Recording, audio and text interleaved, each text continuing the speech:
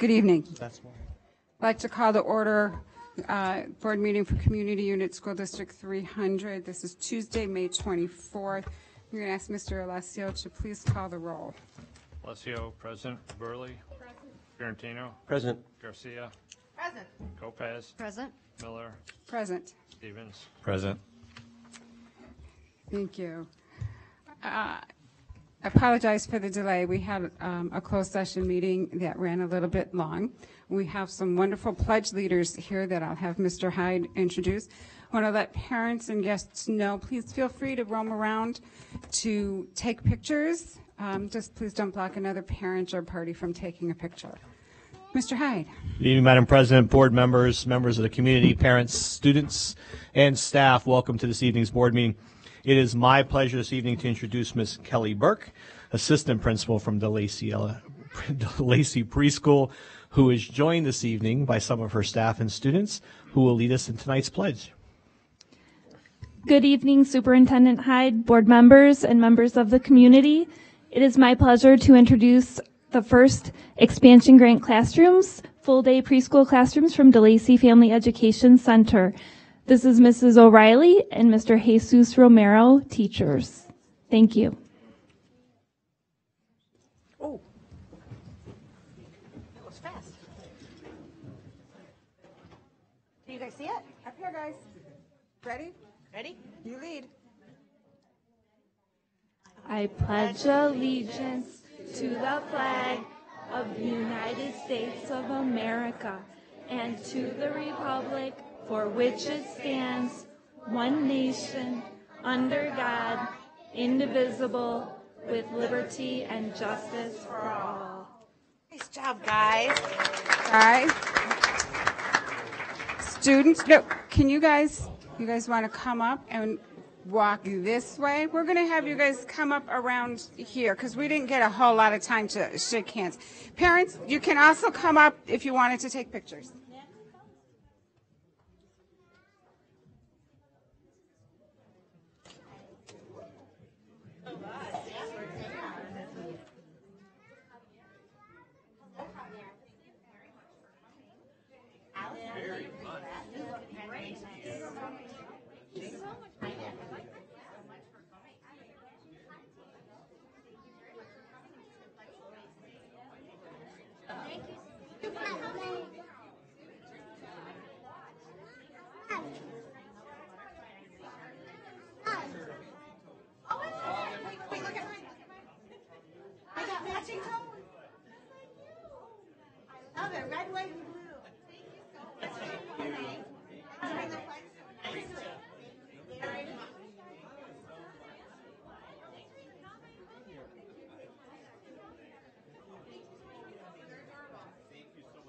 Have a great summer.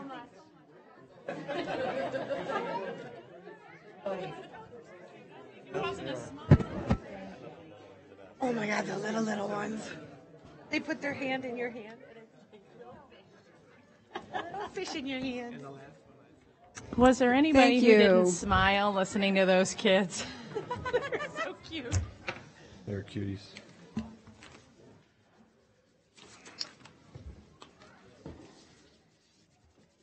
Okay, I have one change to the agenda, and that's we are going to delete item 14.2 under roll call action items. With that modification, I request a motion to approve the agenda as modified. So moved. Mr. Alessio. Fiorentino. Aye. Garcia. Aye. Alessio, aye. Lopez. Aye. Miller. Aye. Stevens. Aye. Aye. Motion passes 7-0.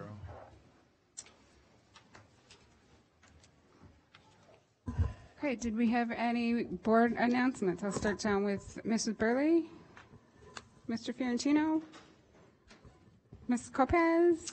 I heard a little bird tell me that today is Linda Breen's birthday. Is Linda here? Oh, She's not here? I was going to sing for her. Aw. Emergency to go eat cake. Okay. All right, that's it. But it is Pam Johnson's birthday. She's here. Okay. Okay. We don't say that number. Mr. Stevens? Ms. Garcia? Mr. Alessio? Okay, I think probably later on we'll have comments I'm trying about. to figure out what kind of announcements are we looking for, just. So I was under the impression that you guys had this discussion in my absence. Outside of Oh, committees. okay. We have no announcements. Okay. Through the agenda, I think we'll probably have comments regarding our graduations that happened over the weekend and regarding other events that were happening in our school district. Moving on, item number 7, Mr. Hyde. Yes, ma'am. Good evening, Madam President, board members, and remaining staff, family members, students, and others. Thank you for being here this evening. At this time, I'd like to bring Jennifer Yasadis up to the podium, please. And she is our Battle of the Books coach and district vision itinerant from Algonquin Middle.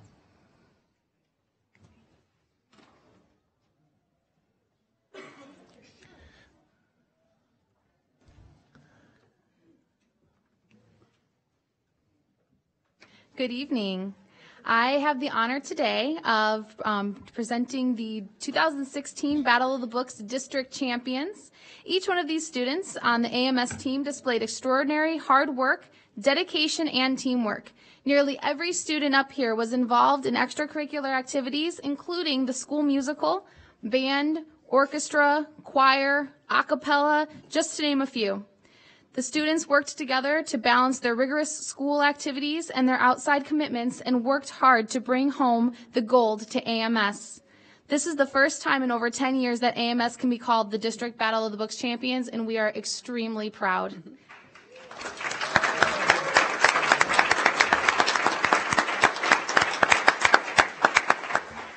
Unfortunately, my co-coach, I guess that's the term, could not be here this evening. She is at recognition night with her 8th graders. Ms. Grove and I are extremely proud at how hard you guys worked. So here are our champions. Nathan Dato, Claudia Gavron, Ryan Homer, Riley Johnson, Mia McKinney, Brooke Pashota, and Mia Petronella.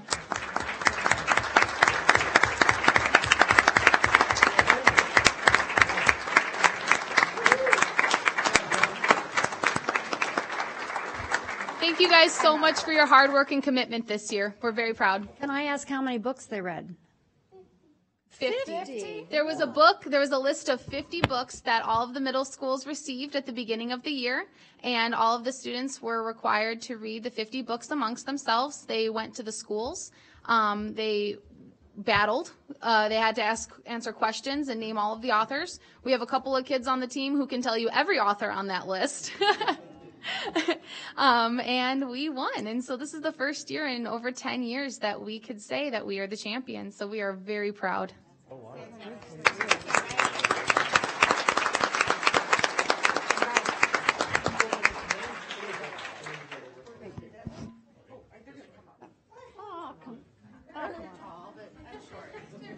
They're tall, but I'm short. Congratulations.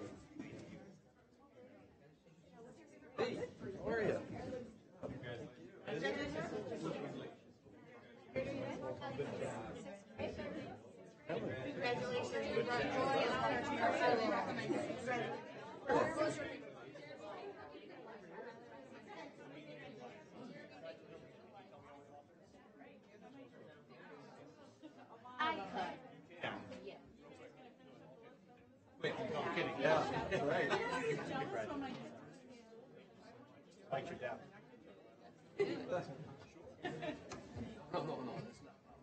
I'll do a group shot. Why don't you start from here and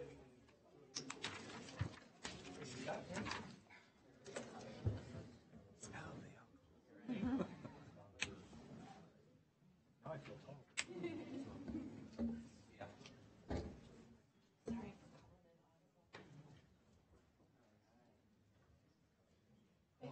Will you text that? Will you text that to everyone?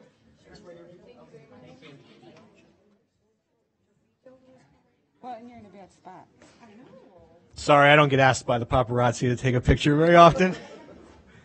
At this time, keeping up with our good news, I'd like to introduce Mr. Terry Stroh, Science Division Head from Jacobs High School, who will speak this evening about our 2016 D300 State Science Fair qualifiers. Good evening. Thank you, Mr. Hyde, members of the board, parents, community members. Just about a week ago, I had the opportunity to travel down to Millikan University with some of our amazing teachers and even more amazing students for the State Science Fair. During our time there, what a great exhibit of student work down there. And as part of that, to recognize that, Millikan University offered each and every one of our students a minimum of $1,000 scholarship if they choose to then go back to Millikan for their undergrad. So the majority of our students, I think, earned a $2,000 scholarship if they choose to go back. So a really great opportunity for us to be down there at Millikan about a week ago. At this time, I'd like Mr. Sean O'Donnell, science teacher from Dundee Crown, to come forward, and he'll announce students from Dundee Crown.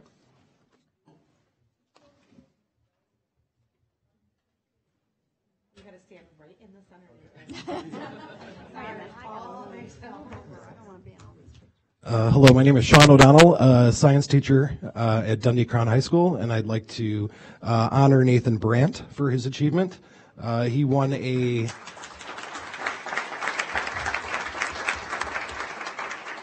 Navy Research Award. I'm very proud of you, Nathan. Thank you.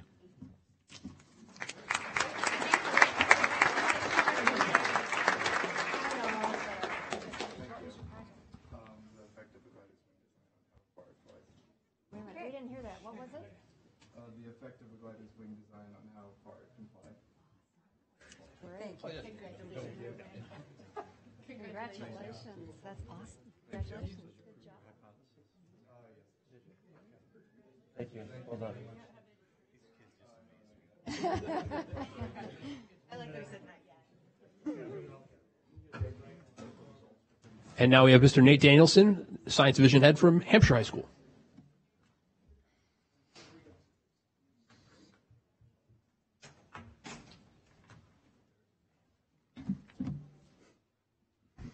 Good evening, ladies and gentlemen. It's my honor tonight to be able to present to you two of our proud whippers who qualified for the State Science Fair. First, we have Shavalika Alala. She won a gold award for her project entitled What Shades of Different Colors Absorbs the Least Amount of Heat, Lighter or Darker? And secondly, we have Allison Hill, who also won a gold award for Eyewitness Misidentification. Our photo lineup's a reliable source of identifying. Congratulations to these two ladies.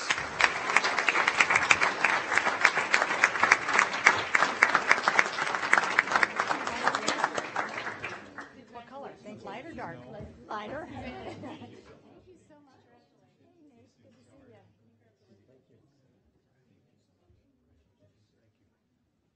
All right. Now we have Jeff Clark, Kurt Diedick, and Conrad Rogers from Jacobs High School.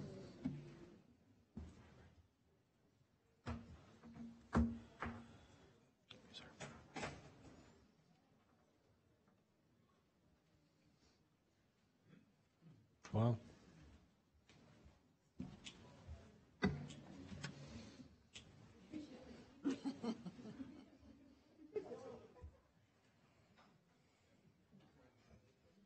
Hey, good evening.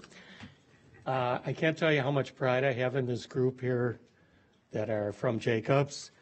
20 students went to State Science Fair this year, which is more than we've ever had. So.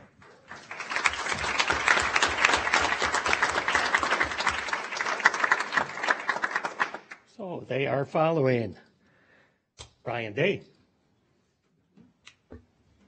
Kyle Endo, Ramitha Kotakanda, Emily Lanspa,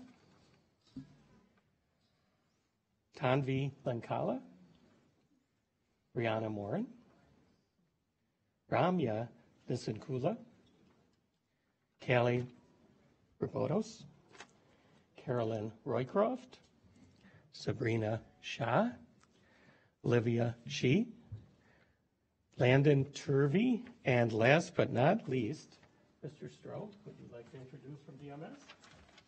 Unfortunately, DMS has their recognition night tonight, so their teachers are there. But we have Chris Shaw from DMS here with us tonight, along with his Southwick Pie and Ethan Talaria, who are also cannot be here tonight.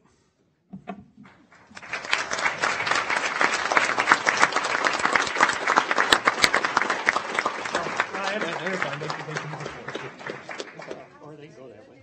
It's in before. Oh, did they? Yeah. Okay. Yeah, you gotta go through. Go shake some hands.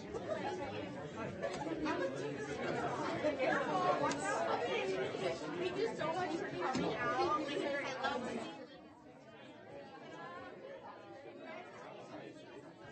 I love you. A lot lately. I know. How are you?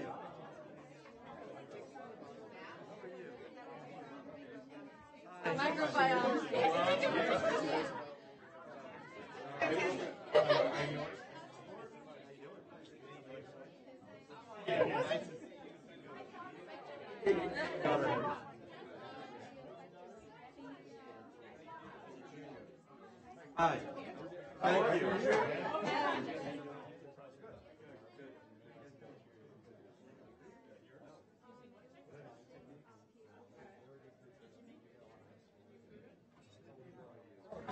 Thank you.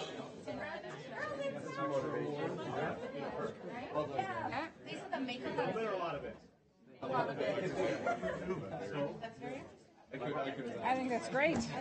Yes, yes.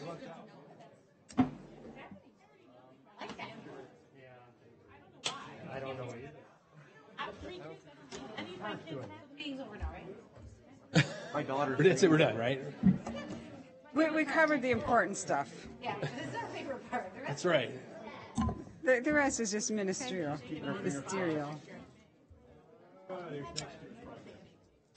Got him holding up the line there.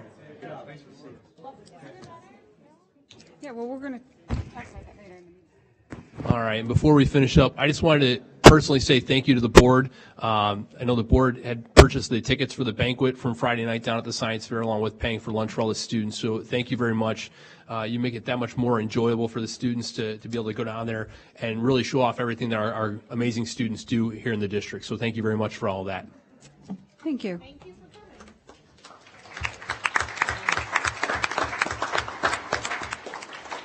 So I'm sorry I held up the line, but as this former science teacher, I had to ask what their projects were, and I have to say some were quite impressive.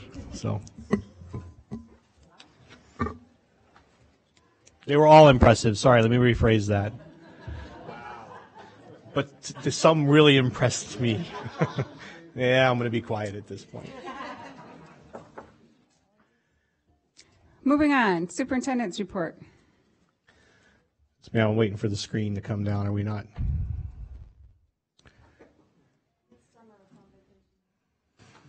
One more day. I got a paper version, so we can go.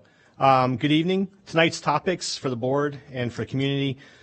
Presenting in the superintendent's report, we have a brief description and discussion about late starts, early releases. As you recall from our last board meeting, I brought several options forward. I did receive feedback from a number of board members, and so I've provided some new options.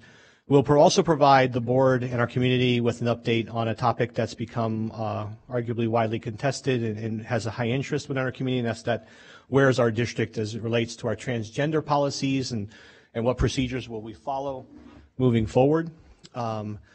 Ms. Vicente and Mr. Williamson from LEAD will provide a brief presentation this evening about the para evaluation. We talked about that at the previous meeting, but we told you we'd be bringing a formal presentation to you because we are on the timeline. Online registration update. I think that while very clearly some of the initial phone call messaging files that we exported still contained repeated calls, I think that when you see the improvement at where we are with online registration completeness, you'll be very pleased. And we have since worked out the majority of the kinks as to why people were receiving multiple calls. You know, it worked really well because I registered twice. Very good. That helps our percentage then. That's a good thing. District 300 good news and then introduction of some staff for the upcoming school year. Again, Yeah, previously we talked about the purpose of Late Start, and it really is to provide staff with some time. I keep reiterating the fact that while we've provided a great number of new resources to teachers, including additional staff, bringing in additional programs, providing new resources such as the new ELA adoption, the one thing that teachers need more of is time. And really the early start, late releases provide that level of time, or that amount of time for them to have their professional learning community dialogue, to disaggregate data and then discuss how that data could be used to inform their instructional decision making. The problem that we've had is really, again, this is a repeat from the last board meeting, but really that blame cycle.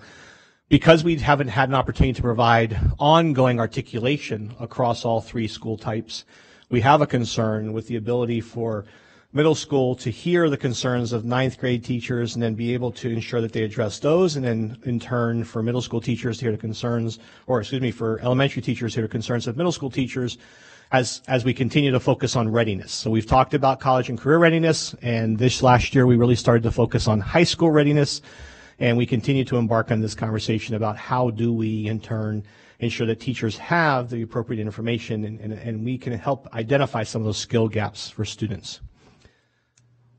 So our current system, in the past, we moved from 8 days in elementary to 15. Middle school was at 10. We moved them to 15. High school was at 15. We maintained them at 15. Again, that was to provide some continuity in our overall programs.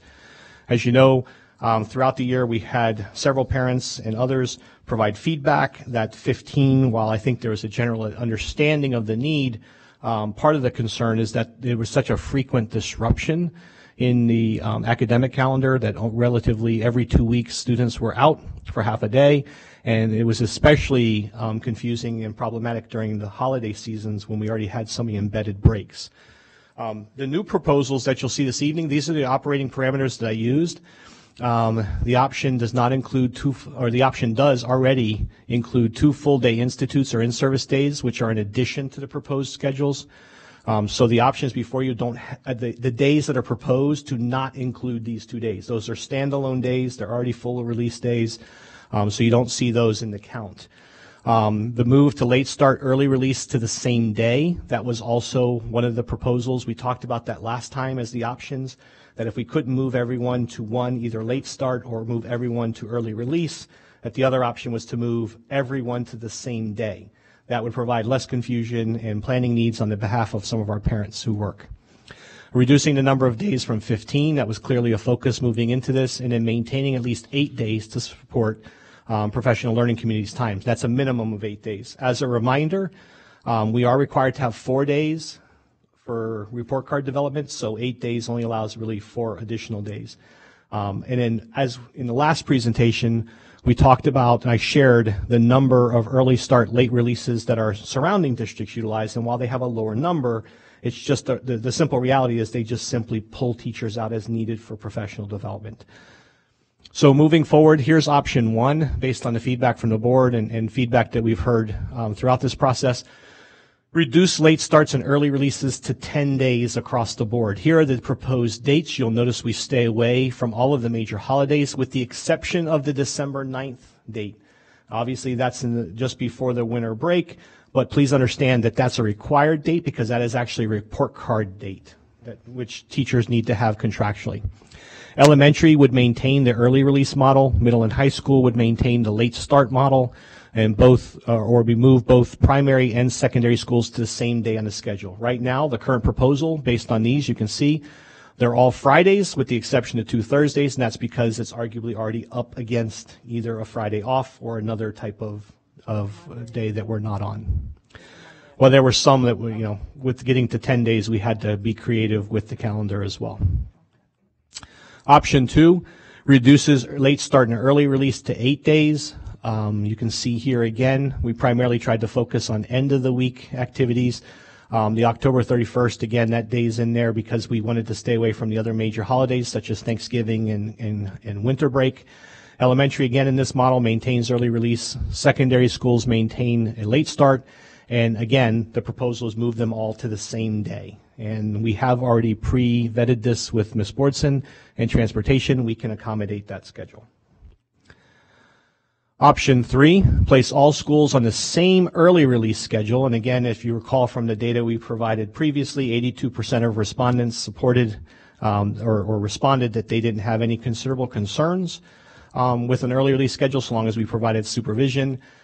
Clearly, there's some logistical things there to finalize if we move to this option, but this option number 3 reduces the number of days to 8. Again, we would move them to the same day with early release.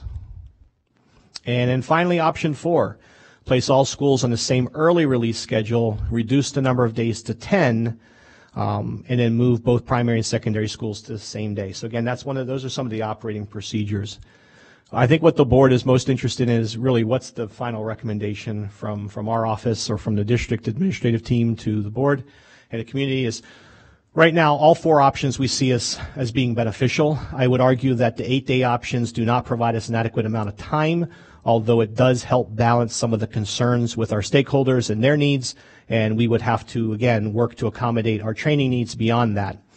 The district right now, my preferences are option 1 or option 4. Both of those are the 10-day options. Option 1, again, those 10 days stays away from most of the major holidays, but also provides for them to move. It maintains early release and late start for the respective school types, but it moves them to, I'm just going to say for the sake of expediency, a Friday schedule. They would basically have the Fridays off. Option 4 is also the 10-day recommendation. However, it moves everyone to an early release model on the same day. Both options, again, support our needs and minimize the number of disruptions. Additional trainings will be needed, and we will continue to do the model that we currently use. In a limited fashion, we'd have to expand slightly on this, but we'd have to do some pull-out trainings, either half-day or full-day trainings, and I've been in discussions with our building principals. I used to use this model myself as a building administrator, providing a half-day to each department on a rotating basis, like approximately every 4 to 6 weeks, depending on how much data we were looking at. And then you rotate subs. So, for example, if you take all of your teachers out, and I'll speak from a secondary experience. If I pulled all of my English language arts teachers out for the morning, the subs would go into their room, and then I'd return those teachers back to their classrooms for the afternoon sessions, and then I would send the substitutes to social studies. And then there's a way for us to maximize the use of subs on campus, but also maximize an opportunity for half-day support for data disaggregation and other conversations need to happen. We could pursue after school. There are costs associated, but those are manageable. And then again, we continue to expand on our summer academy, our D300 summer university coursework. Next steps, and I'll take questions from the board, but just to wrap this up, take the top 2 options, and we would then proceed to survey staff and parents, present information at the June board meeting, ask the board then to vote to adopt a new calendar, and then we would share the results via RCS and through a social media push and our website and email to make sure that all of our parents are informed of the newly adopted schedule.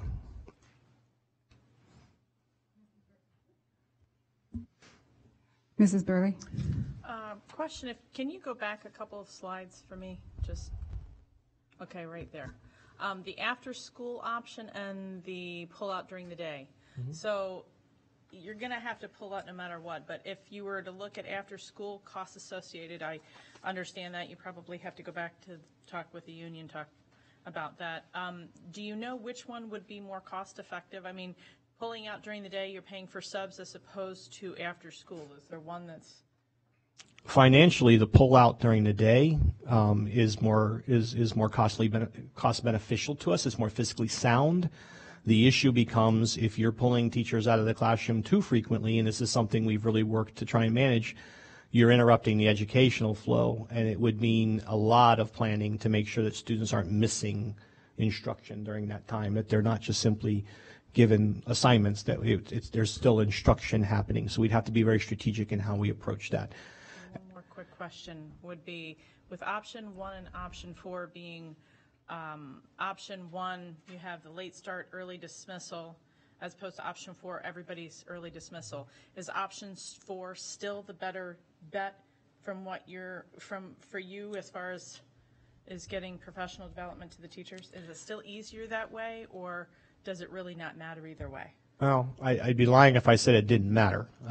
I do think that anytime you can have all of your teachers together for the full articulation, and there are times where you don't need that, and then there are times when you really need it.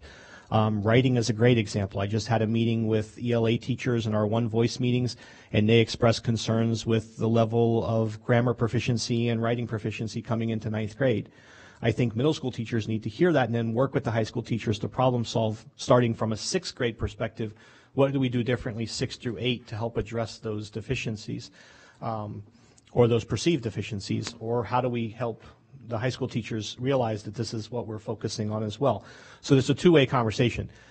I still think we can accomplish that. We can do some of that as an extension of collaborative council, and we can also do some of that through small work groups.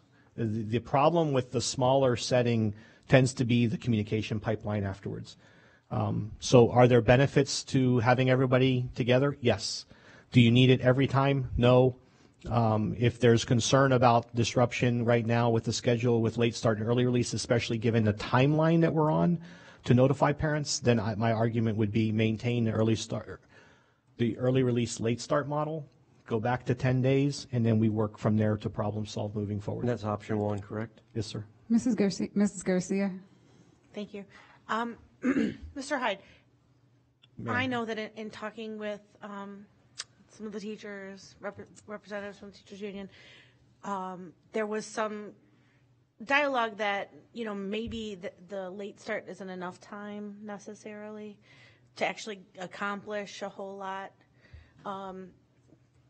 Have you any opinion on that? Does that play into your recommendation to get them into the early release? I know that you kind of said that was your preferred, get everybody out. They're exactly the same amount of time. It's 2.5 hours. Yes, but you and I both know that if you have a hard stop with students coming in the building versus a hard stop of, hey, it's contracted time, we're supposed to be done, can you give us 10 more minutes? I can pretty much assure you we have a hard stop in the afternoon as well. Okay. We have to be very careful, and rightfully so. I mean, it becomes, and this is with respect to all the individuals involved. Sure.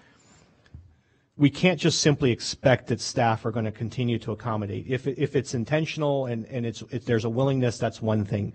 But if it's every single time, then arguably and staff are very reluctant to speak up in the middle of a meeting or at the end of a meeting and say, listen, I really have to go. And we end up having to have these conversations afterwards. And so I think staff need to be treated fairly. I think in that regard, that's why we built the time. I don't disagree with the thinking on it. I just think that at times it becomes more problematic if it's left unchecked and unregulated. The time that we're trying to dedicate is not to fully embedded PD. This time really is intended to support professional learning communities where they come in with a problem they've identified and they're working towards that, whether it's student data driven or whether it's their RTI process or whether it's something else they want to focus on as a school or grade level or content area. It's different. It's not intended to be that wholesale PD, professional development. Mr. Alessio? It was Halloween selected to get students out on the street earlier. If that helps you like that proposal, I'll say yes. I think the October 31st date was selected, not necessarily get them out earlier, but we already know that there are classroom parties and things that are happening on that day.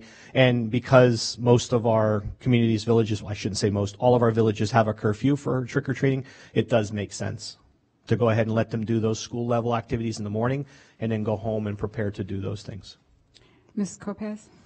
So basically, on the 31st, there wouldn't be a lot of learning time at all. There are activities. All of our activities are aligned. The curriculum and instructional activities are aligned to the pacing guide and framework. Been there, done that. There's a value. Well, you know this as a former educator yourself. There's a value to these activities that goes beyond the written curriculum. It is more the informal curriculum, and I do say that with all sincerity. So good day for students. Well, it is, but also I think in Tuesday morning what those teachers are going through, especially in elementary school when they're hyped up over sugar. Can't change Halloween, unfortunately. Oh, I'm just thinking let's have a late start on Tuesday the 1st in November. Pick and choose, huh? So, Mr. Hyde. I saw a few nods back there in the crowd, so we could look at that. So, Mr. Hyde, your recommendation then is for administration to take option 1 and option 4 To the community. to the community survey, gather the results, and then come back and form with a recommendation to the board. And the first June meeting would be when that decision would be made, unless the board had lingering concerns or we had additional concerns based on the feedback. But that I do believe we do reach a point by the second board meeting in June where we maybe don't have an appropriate timeline going into July or August to notify parents. And this is because this will take effect in the upcoming school year. Yes, ma'am. Mrs. Kopass. I just think it was really valuable for me to hear that these late starter early releases are for the learning communities so that the schools and the teachers can communicate rather than professional development. And I think maybe that if that's communicated well to the parents, that I'm sure if they have had kids going through knowing that that can be a smoother flow would be, maybe they could understand the reason for these early start late. Thank you. And I don't want to misrepresent. There are some small scale type trainings that take place, especially, Ms. Pasco and the team have done a lot this year as we get ready to transition to a one-to-one initiative. So there have been some trainings at the school level about that shift. So, Any other questions or comments from the board members? Okay, then I think your direction that you recommended is what we will follow, and we'll see you back with a recommendation in June. yes, ma'am. At this time, I'd like to ask Ms. Vincente and Mike Williamson, president from Lead 300, to the podium to talk about para. I have the clicker.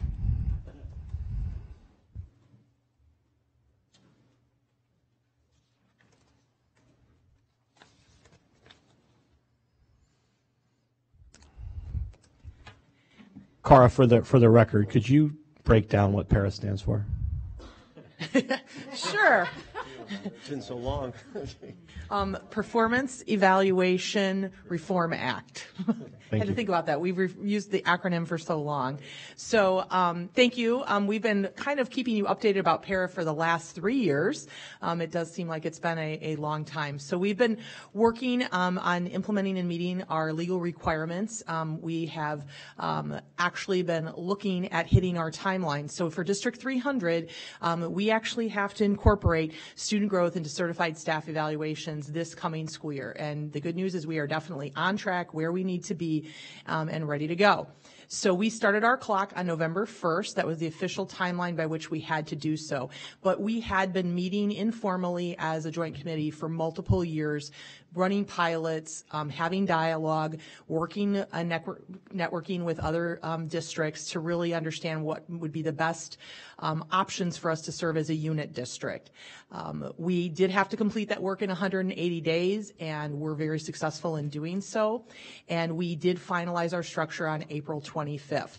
So it would not be truthful to say that every I is dotted, every T is crossed. Obviously, we're still developing forms and our professional development opportunities. But in terms of our decision making, we accomplished our timeline successfully.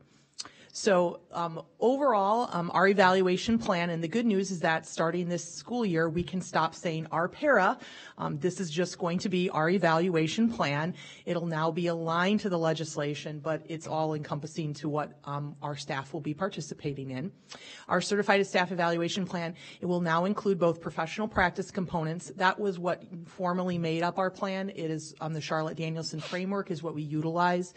You are required to use a research-based framework. Charlotte Danielson was the state selection choice, but some districts may have gone with another one, such as Marzano's work. But you were required to use a research-based plan and student growth components per the para requirements. So each of those components is weighted. So people are rated in professional practice. They're rated in the student growth area. Those are weighted to determine the certified staff members' overall performance summative rating per the Illinois School Code. The Joint Committee had the option to look at how those would be weighted. We've determined that our weight will be at 70% for professional practice and 30% for student growth. So Mike's going to talk a little bit more about what those components are broken down into. Okay, and I apologize, I have to bring the computer up because I can't read your screens. Also, can we get one of those big mics that you can kind of hand and walk around with? All right, thanks. Those are way more fun than this. So professional practice components, going back again. So we are using Danielson. We've been using Danielson since, I don't know, 2006, 2005. So really that was kind of an easy part of it. So we're just continuing to use that, but making sure that we have the correct frameworks aligned to positions, because sometimes you have positions where if you just use a general framework, they really make very little sense. Right, so we're working on that. Implementation of an unannounced informal observation for tenured staff. We've, in the last couple of years, shifted to an informal observation, which is a shorter observation that doesn't have all of the same paperwork and the same meeting structure. Para calls for us to do that, but to make it formalized. So it's shorter, but it somewhat mirrors the other structure. We actually did that in our pilot buildings, and one of the interesting responses to that is that the pilot buildings were like, wait, that was different? So that was kind of nice. And then also we're using an existing pre-conference form. So there's always been a pre-conference form that teachers could fill out and bring to the pre-conference in order to be prepared for the pre-conference. Para requires certain documentation to be in place, and the easiest way for us to do that reflective piece was to simply require the pre-conference form. We also brought that to our rep council, who thought it was a good idea as well. So it wasn't just Para saying, hey, how about this? It made sense. Most people really are doing it anyway because it helps you for that meeting. And so formalizing it was not very difficult. And then the student growth components of the plan include staff will have a choice, or most staff rather, will have a choice between two options. And that's either the student learning objective, where you kind of set up your own set of goals and your own set of data, or school-wide math and reading. Okay, and there's some stipulations on which groups will be doing some of that stuff. And then within the student learning objective piece, we're also talking about being able to do that individually or being able to do it collaboratively. Excuse me, I've been having trouble with that word all day. Collaboratively in groups. And we have some buildings in the pilot that did this where, again, it was sort of second nature. Perry, for example, where you go around and talk to the groups and they're like, oh yeah, well that was what we were already doing. That makes perfect sense. So that's the evaluation components that Cara had mentioned already. And then for the professional, what'd I do? Oh, thank you.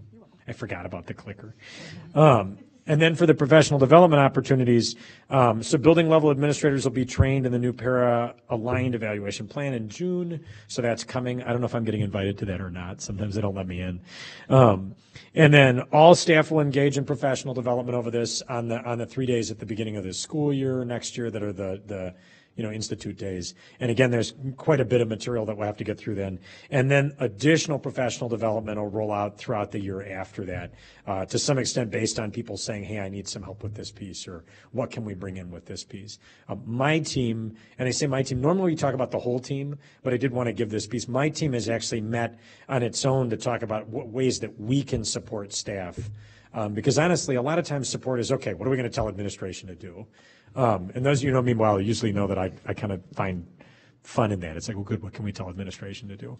But in a case of something like this, I think it's important that we're also doing what support can we bring forward? How can we help make sure that this works? Because otherwise, it's a pretty difficult thing to support if it's simply admin saying, well, we think you should do it like this.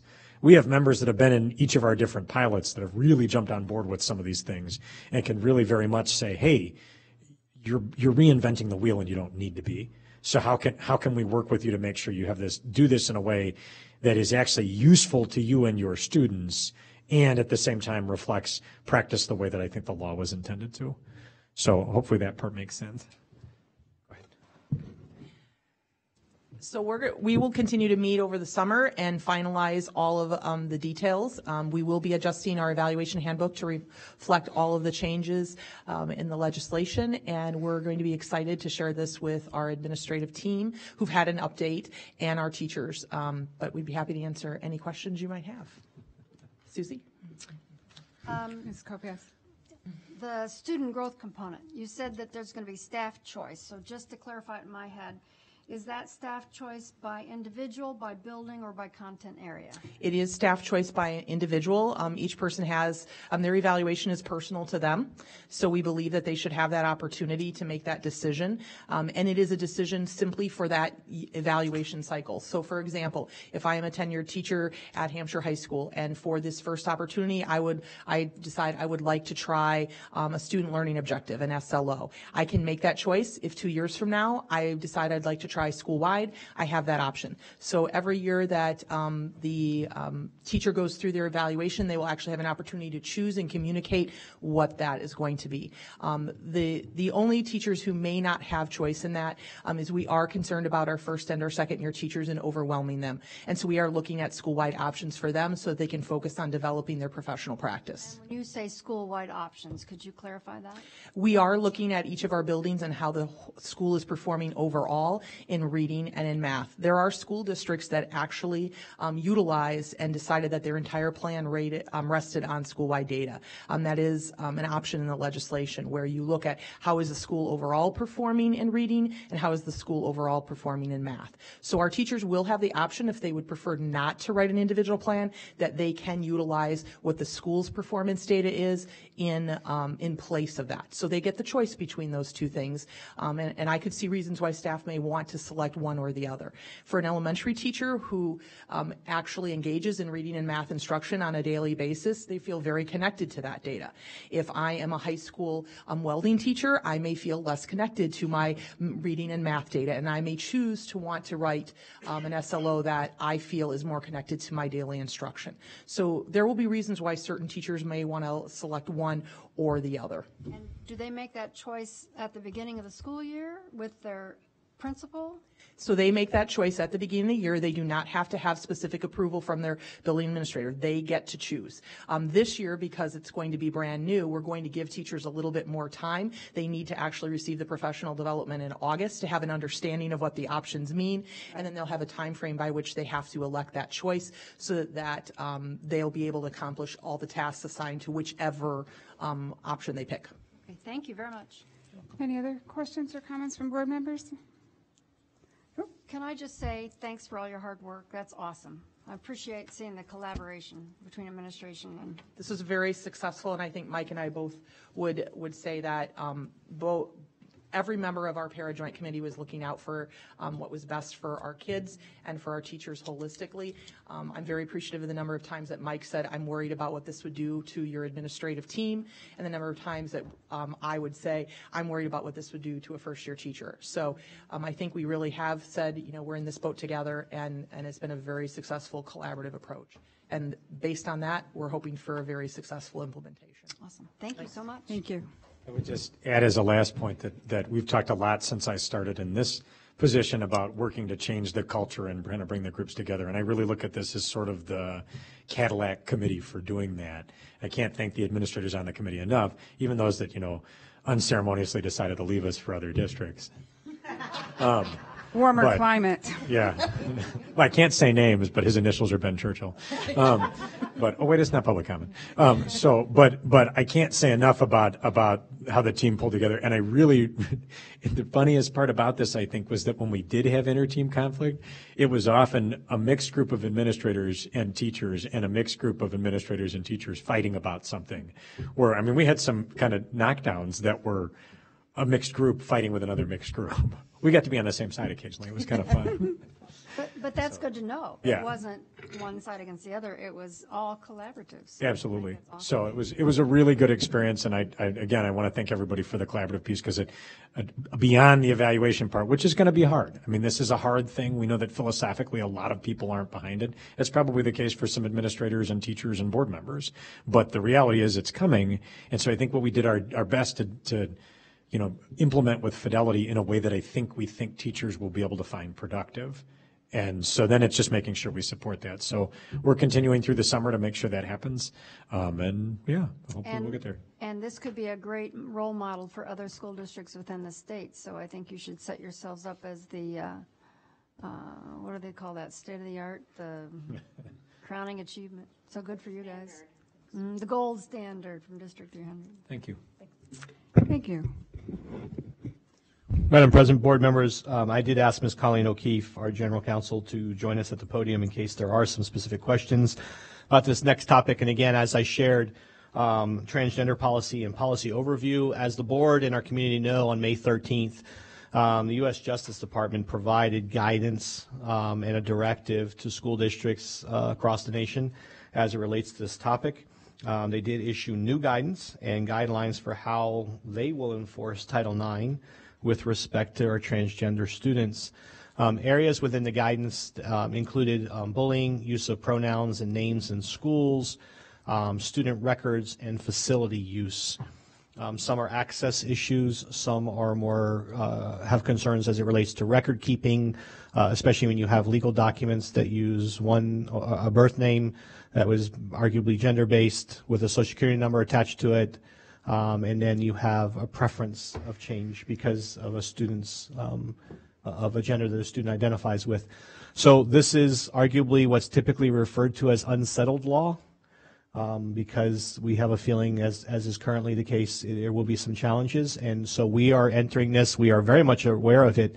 For those who do not know, we currently have transgender students in our schools, and we have been very successful in addressing their needs on a case-by-case basis. The fact that a lot of you may not know that we have those students simply indicates that we've done an exceptional job of that. And we've been able to uphold the law in that regard. So we are entering this cautiously. We are interpreting the guidance provided by the Justice Department at this time, along with both our internal counsel, external counsel, and also through the state. We're looking for guidance from ISB and others. So our next steps, we'll continue to review and revise our current procedures. We would ensure alignment with the recent guidelines and guidance provided. We would propose to the Board of Education a formal policy or procedures, communicate these proposed policies, procedures, and actions to be taken by schools based on new guidelines with all of our stakeholders through both town hall meetings, other social media opportunities. This would require some training for students and staff as well. Reviewing our school facilities and develop a list of required school revisions. We're already in the process of reviewing our school facilities to determine what we could do with our current facilities and what would require some additional intervention and support as far as curtains and other things that we could install.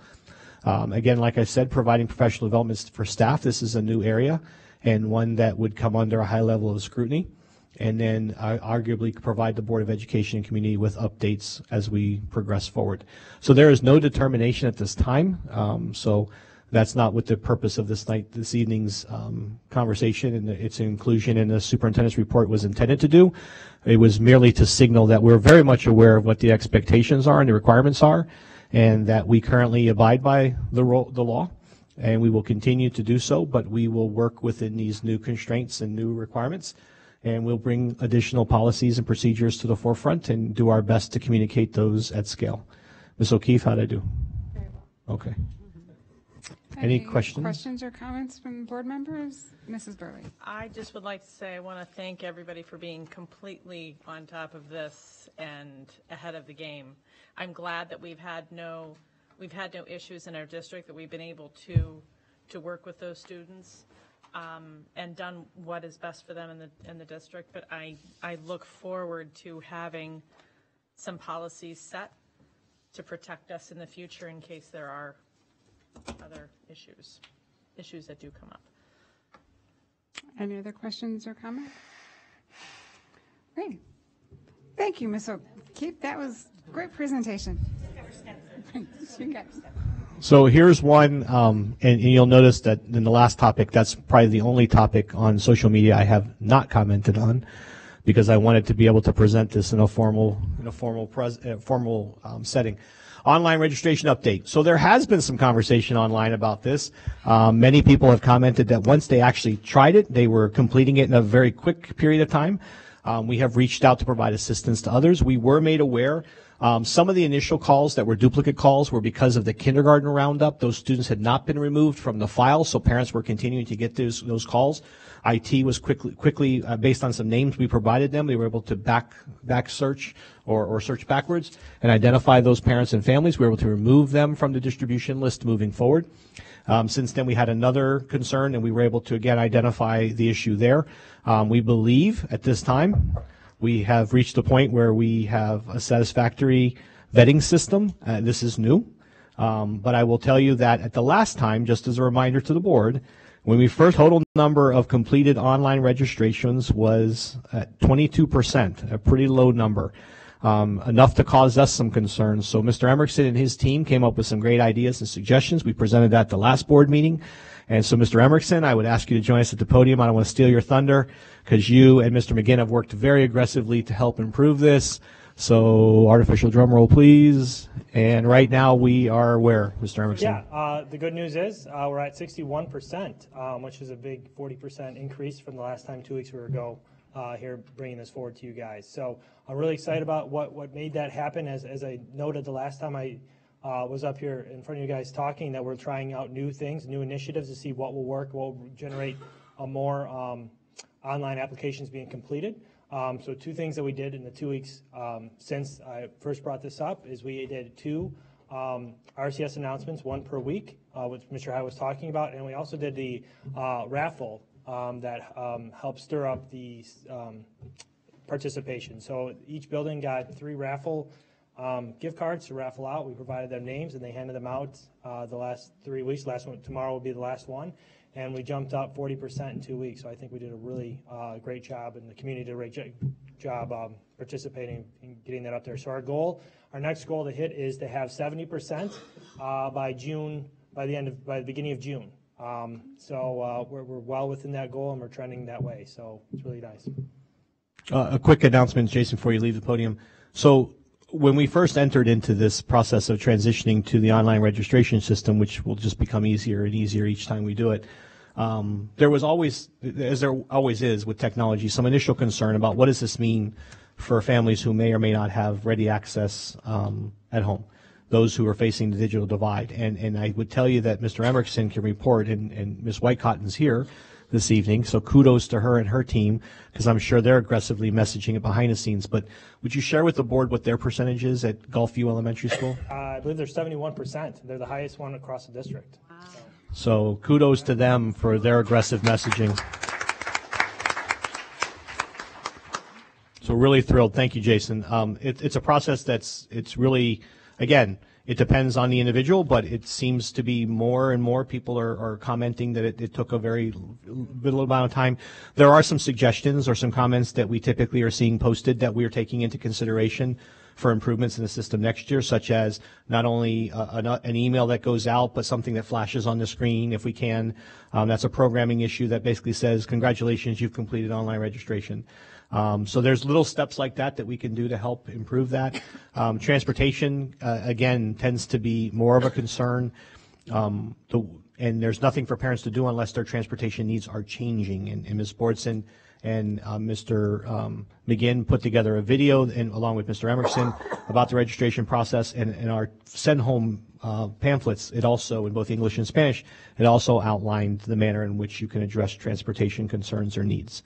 So we're very pleased with our status on the online registration to date. Any questions or comments from board members? Thank you. Moving on. So, Madam President and board members, a new inclusion in our presentation of the superintendent's report is the District 300 Good News. We do receive, especially this week and last week, I continue to receive a number of really positive messages from parents, really singing the praises of a number of their teachers that their children have interacted with. Today, I responded to 2, one from Jacobs High School and one from Algonquin Middle School. Gilbert's Elementary recently had one. I'm not going to read those because I couldn't reach those parents in time to get permission to mention their children's name on public record. So it's easier to do that than it is to redact it. Some of the messages, if you redact the names, it just doesn't sound right. So we'll provide those. I'll forward those to the board so you can see those. But we do want to include some good news. So graduation was absolutely phenomenal. The new programs that we took and worked with the schools with not only were considered, and the response from most of our stakeholders was they were of very high value. They were very professionally done. And we, to date, we don't know of any errors. The only error that we've been made aware of is that the one on the scrolling marquee around the digital sign. And what ended up happening was the student's name was actually split. And plugged in with two other names, the name before it, the name after it. Overall graduation information, Dundee Crown graduated 585 students. Hampshire High School graduated 325 students. Jacobs High School graduated 585 students. Oak Ridge graduated 6 students. Total number of district-wide graduates at this time, because there are still students who would complete through summer coursework. Currently, we're at 1,462 graduates. I did send a message out to our teachers, because regardless of you're an elementary teacher, middle school teacher, high school teacher, and custodian, whether you serve lunch in our buildings, whether you drive a bus, every single employee in this district lend a hand to making sure that these students were successful. They served as appropriate role models and set our students on a proper trajectory. So for our teachers in the audience and everyone and all our other employees, thank you so very much for your involvement. You were instrumental in graduating nearly 1,500 students this year, so thank you.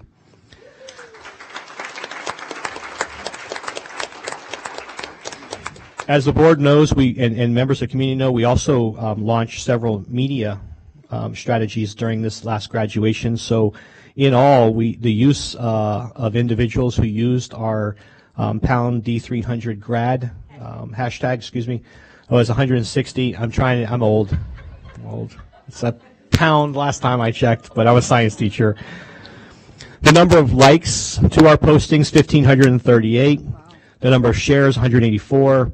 The organic Facebook views, that just means those people that didn't go in, just kind of organically found information, 7,400 views. Organic Twitter views, 22,000 views. Total graduation day social media coverage, that means the total number of one-time views, was 29,597. So we had a very visible presence for 1,500 graduates to have 30,000 views and hits. That's quite considerable throughout the graduation. I know many of us were up there. So just again, for clarification for our community, when you see us, if you see us up on the dais on our phones, we are not texting and emailing each other. It's I'm taking pictures as fast as I can and posting them as fast as I can, as well as many of our board members. I know Ms. Burley got more pictures of the students' decorated caps than I did, so next year that will be a competition between us. Hey, I would very like creative. to also add that out of the top 10 on social media that were on our site, number 3 and number 4 were both mine. So that's what I was doing on stage. Scholarship information. This is a big one. When you graduate 1,500 students, other people want to understand, how did that relate to students being accepted into college or into career readiness, and what kind of scholarships do our students receive? Very, very proud to announce that for 2016, thus far, the reported scholarships, and they're still coming in, we're at $15.4 million in scholarships. Wow. So that is exceptional. Two more items for good news. The Eastview Elementary Run for the Bear happened recently. Jim Zerson is a true advocate for this program, and on May 14th, they held their Kids Run for the Bear fundraiser supporting Bear Necessities Foundation. That's a former Eastview student, Krupa, who was a second grade student at Eastview who was diagnosed with cancer. His family started the Bear Necessities Pediatric Cancer Foundation, and Eastview has been a proud partner for over 20 years. The night before this event, they held a fundraising dinner and silent auction, and they raised over $2,000. The dinner was provided by their community partner, the Bridge Church, that has proven to be a phenomenal partnership between those two organizations. Over 300 runners participated in Run for the Bear, and the event total raised over $9,000, the highest dollar amount to date over 20 years. So congratulations to them.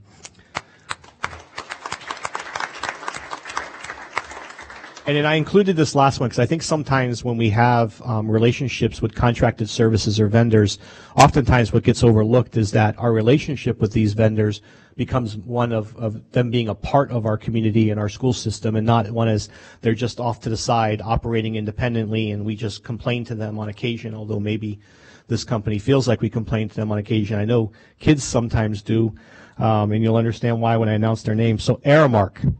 Aramark Culinary Arts Scholarship was provided this year.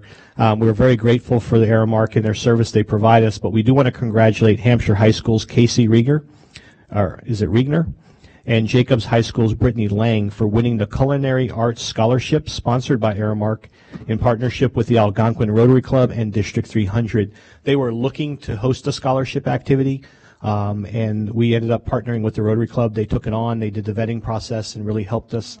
Rotary has truly proven to be a strong partner in our community for our district, across the district. Both students earned their awards after writing essays about their career goals in the field of culinary arts and how they intend to use their skills as a contributing member of society. This fall, Casey will attend Penn State University and Brittany will attend Kendall College. Both students are intending on studying the culinary arts. So I do want to give kudos to Aramark and their staff. I know that they're here this evening, so thank you very much, and obviously congratulations to our students.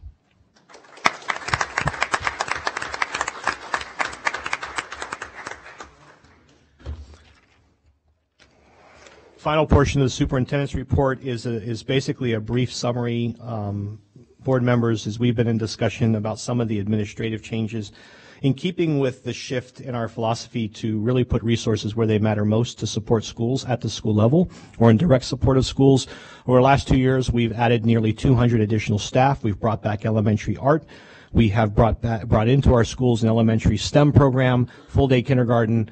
We began a transition to one-to-one initiatives and devices, preschool through 8th grade. We also just recently adopted ELA curriculum. However, one of the biggest disparities or gaps that we had was curriculum support.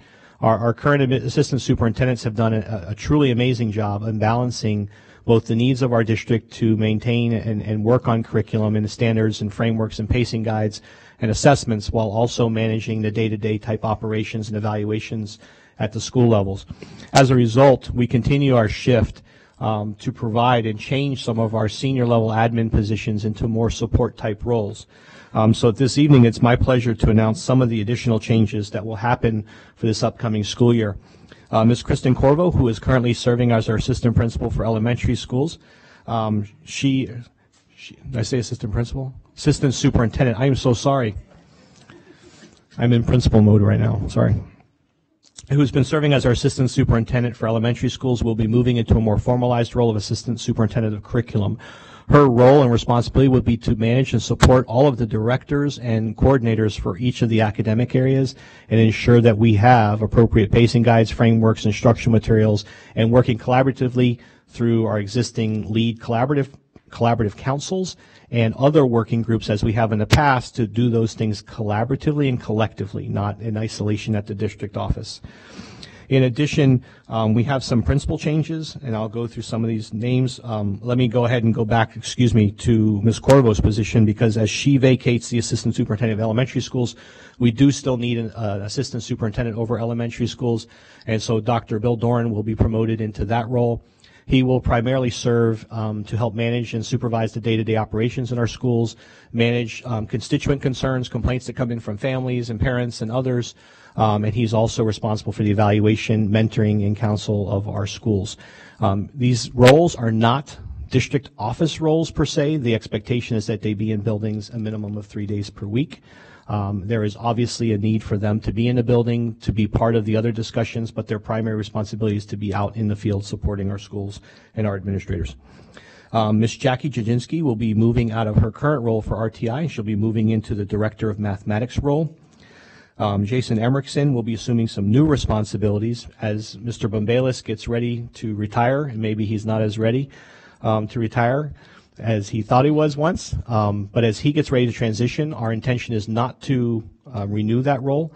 We will split the responsibilities between Mr. Kerry Dirk, who will assume the maintenance and some of the operational requirements, but Mr. Emrickson will start to take on a stronger footprint, not only having managed IT, but will take on some of the operational components, such as transportation, and then also working with Ms. Harkin to provide support in some of our business and finance areas as well. Amy McCrindle is outside of the district. She will be coming in to join us as the Director of Literacy. She was a finalist in 2 of our elementary positions last year. We were slow to make an offer last year, and she accepted a principal's job elsewhere, but when she saw this vacancy, she had a very sincere interest in working for District 300, so she'll be leaving her principalship to come work for us. Again, strong background in reading and ELA and writing. Joshua Perdomo is currently the assistant principal at Carpentersville Middle School. He has been tapped to become one of 2 coordinators for Title I and English language learner support. Our district will have a very focused strategy of attack to really evaluate our current ELL programming and come up with model recommendations moving forward. It's not to say that our current model is not successful. We just don't feel we're getting the high level or the volume of success out of it when we have LY students at 4+. So we'll be evaluating our current program model and coming up with some new recommendations and again providing supports and training at that level. Hampshire Elementary School, we do have, as you know, a resignation. Currently, Mr. Shapiro will be moving on. As a result, I have announced and placed Miss Nancy Regal. She is here with us this evening. Nancy, if you'll stand up and wave so everybody sees you.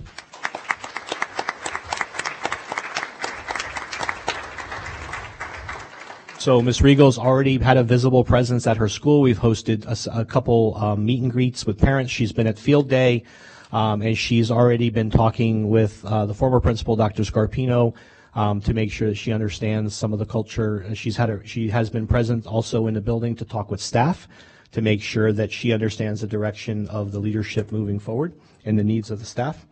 Mr. Kurt Rolling will be vacating Hampshire Middle School. Kurt Rolling has been part of the district curriculum writing and team for several years, even prior to my arrival.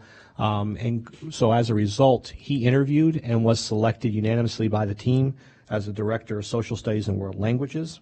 So he'll be moving to the central office, which means that we now have a vacancy at Hampshire Middle School. As a result of that, I have named Mr. Shimshak as our next principal. He will be joining us at Hampshire Middle School as the principal. So please stand up and wave. Yes, I expect you to do that.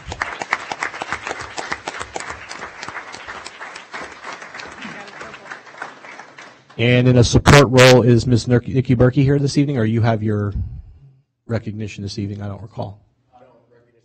Okay. Moving on, Patricia Schmidt. As you know, Ms. Schmidt has been working at Dundee Highlands now, I believe, for 9 years. 9 years. And I tell you, if anybody knows Patty, and I've said this to her staff when I had to meet and break the news to them, with very mixed emotions. There was a lot of crying, and I left as quickly as I could out of fear. But anyone who knows Patty Schmidt will tell you she pushes. She's very instructionally driven, but her strength and her attributes really do lend themselves to data, to disaggregation of data, assessments.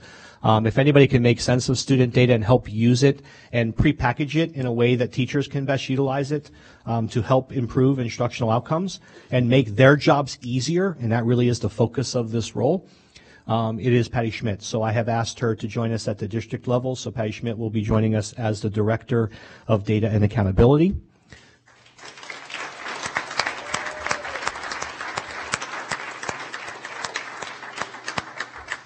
And I'm glad you're all wearing your shirts, so that way at the end of this meeting I know if anybody's wearing a Dundee Highlands shirt. Keep my back to the wall. But in that same regard, and I do believe that Ms. Schmidt's replacement is not here this evening because she is still performing her Oh, she is. Oh, you're hiding in the group. So you're not allowed to do that. All right. So they have it's the wagon. They don't want me stealing her now. So we have Ms. Karen Capata. Karen, if you'll please stand.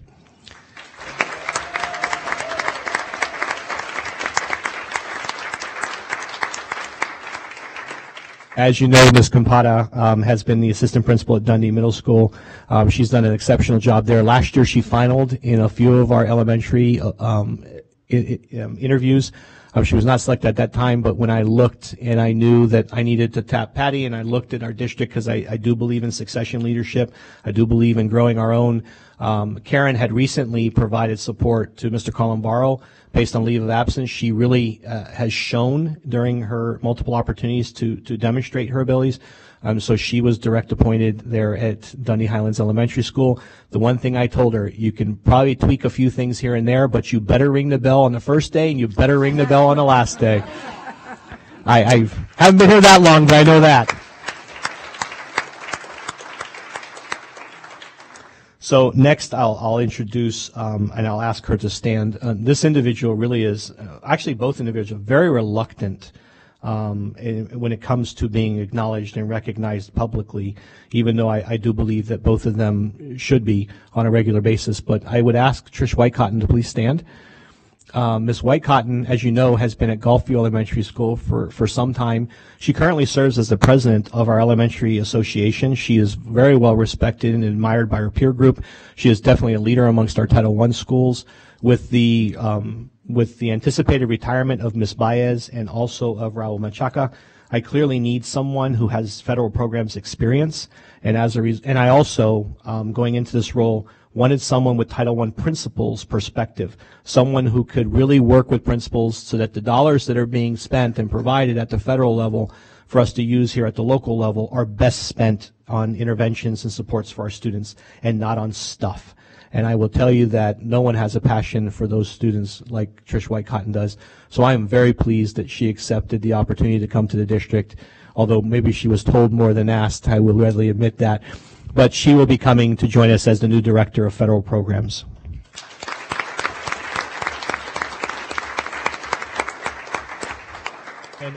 And make no mistake, I will hear about having acknowledged her publicly like that after this meeting. Her successor, because clearly Gulfview is a school that when you look at their data and you look at the school's performance and the dedication of the staff and students, if you don't place a strong leader in that building, it very quickly could go backwards.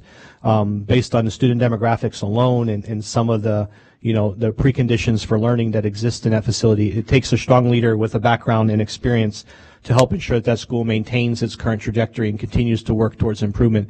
At that point, I will introduce Ms. Lindsay Sharp. As you know, she's been working within the district. Please stand, Ms. Sharp. You're recognized.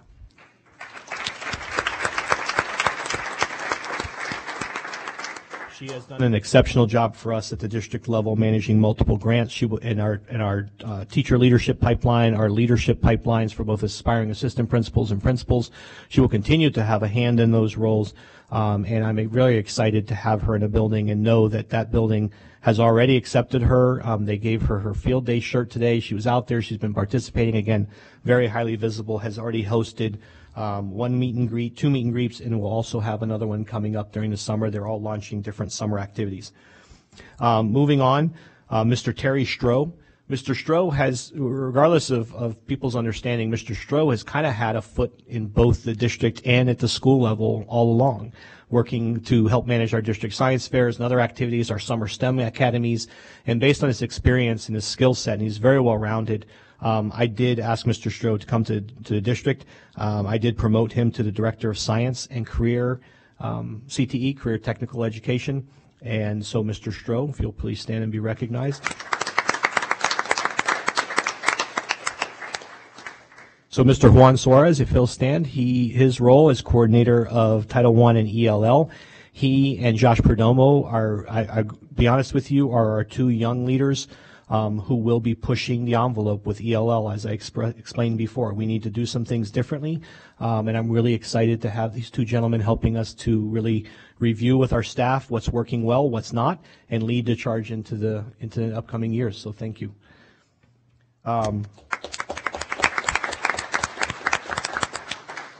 So I believe the final one is Cara Vicente. So Cara, you do need to stand. Everybody else had to. I should make you stand too, Kristen, since you didn't before, but it's okay. So with the unmentioned individual who's leaving to take on a superintendency in another district, Ben Churchill, I did make a decision to promote Cara Vicente into the role of Chief Academic Officer. She has a very good grasp of our K-12 system. She has very much earned a respect, as you could see through the para work. She very much has a respect and a relationship with LEAD that, and quite oftentimes, the Chief Academic Officer is pulled into issues, especially as it relates to instruction and best practices and teachers' defined way of work. So Cara was really a strong candidate in my selection for the Chief Academic Officer moving forward. So if you'll just join me in congratulating her.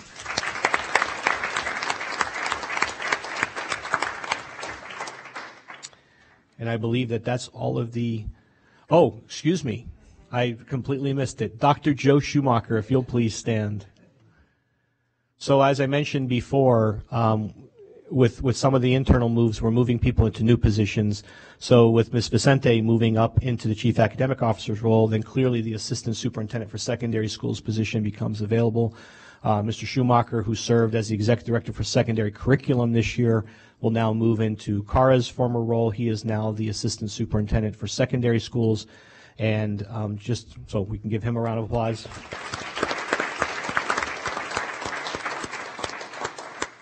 Just again, a quick reminder to the board, while it seems like we've added a considerable number of staff, the expectation is, and we're really repurposing staff. I continue to reiterate over the last few years that part of what we do is work to remain cost neutral. I can say that not only were we successful in doing this, we were also successful this year in providing a higher level of staff and supports that will directly involve and support school level functions. I'm really pleased about that. I'm not a big proponent for top-heavy administrators. No matter how many meetings there are, our primary business is to support teachers and students. I'm very pleased that this new organizational chart and structure does support that. But I'm also more pleased to share that not only was this just not cost neutral, we exceeded that goal, and we actually are returning $630,000 to the overall budget as a result of the cost savings from a majority of these moves. Especially, primarily very pleased with this next step and this next phase. And I think, again, our ability to provide a cost savings but also increase the amount of support, direct support for schools is considerable and really a testament to the work ethic. And I want to thank staff. They oftentimes joked who's going to be principal at this school tomorrow when Mr. Hyde changes his mind yet again.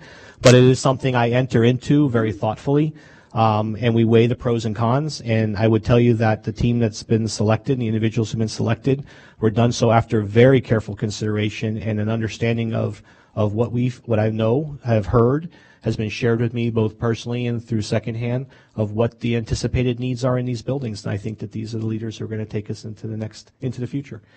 So thank you for your time. I know that was a longer presentation. That's basically the HR transaction report. But I did want to publicly acknowledge these individuals, especially those moving into administrative roles. Thank you.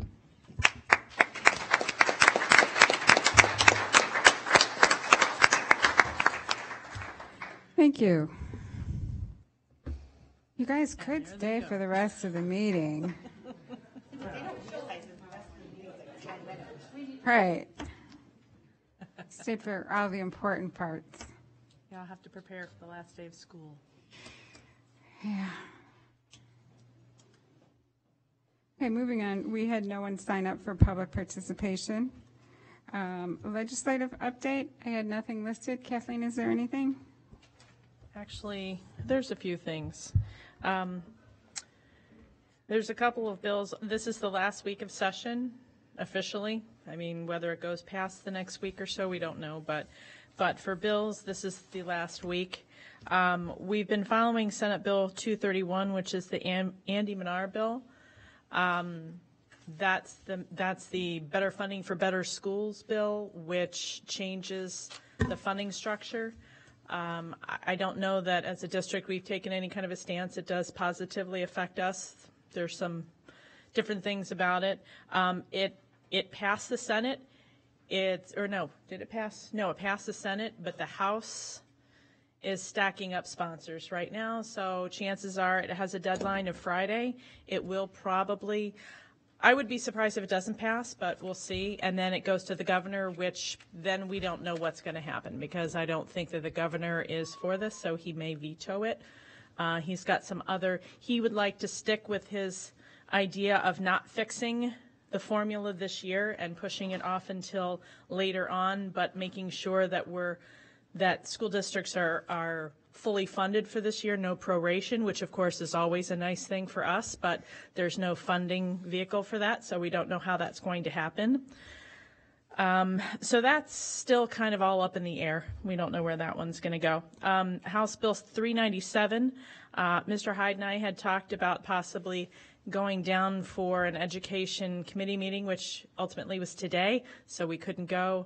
I was going to go, and it's a good thing I didn't because it got canceled. But what happened, and the reason that I think it got canceled, there was only one other bill on there, is this has to do with the Charter Commission. And this is timely for us in that at the last minute, we're all for local control, and it was unclear what the bill was saying. I didn't really feel that it was necessarily something that we were supportive of. There was an amendment 1 that came through today, and I can send it to anybody who wants to see it. I think I sent it to Ann and Fred. That basically puts the wording, the language in there that gives us all the local control that we've been looking for, and it's very clear language. So we'll see where that goes. This is a holdover bill from January of 2015. They just recently picked it up after a year. So we'll be following that one and see where it goes. Again, everything has to happen before the end of the week. So so as far as bills, there's some other really interesting bills on here, and what I think that I might do, because there's too many to talk about tonight and nothing has really solidified, is we'll wait until the end of this week, beginning of next week, when some things have gone through, when we find out where they are, what has died, and then I can write up a report for our next board meeting.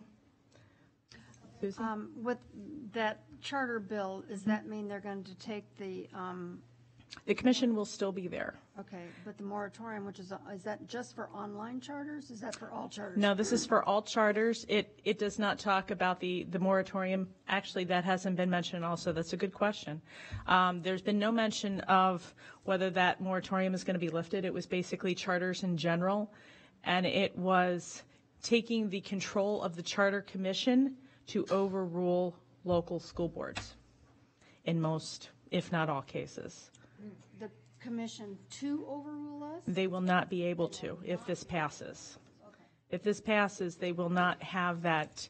And I can write up something to explain it so you'll understand. But to me, it looks like a good thing for us. As far as anything else that I'm working on, I'm going to work on our charter our resolution that I'll be going to Washington, D.C. here mid-June for the federal advocacy. I'm going to be talking about bringing our resolution for Title I IDEA funding and talking with the legislators about that. Also putting through a resolution to IASB for that. So what happens when we bring things to IASB, when we bring a resolution to them, something that we've passed, is they take it amongst IASB, which is Illinois Association of School Boards. They then vote on it, and if they take it up, what happened the last time we did this 2 years ago was they wrote legislation that went along with something that at that point was the CDB funding, the Capital Development Building funding.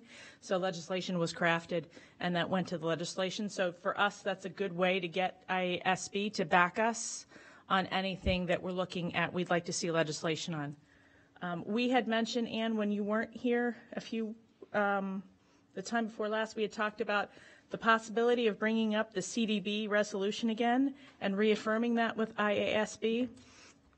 I was also talking to IASB today, and I'm sorry if this is lengthy tonight, but they had suggested, I had mentioned the fact that every year that is allocated for 2004 is now going to be allocated at some point.